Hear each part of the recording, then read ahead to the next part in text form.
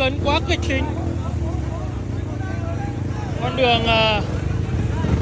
đường đời chắc không sỏi đá bằng con đường này đâu nhỉ.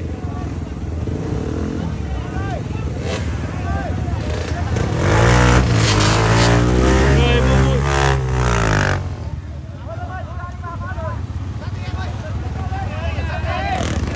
Càng ngày con dốc con dốc càng được đào bới, càng ngày càng khó. Mỗi một xe qua là thêm một khó vì là xe đào hết đường đi rồi. Quá khó khăn.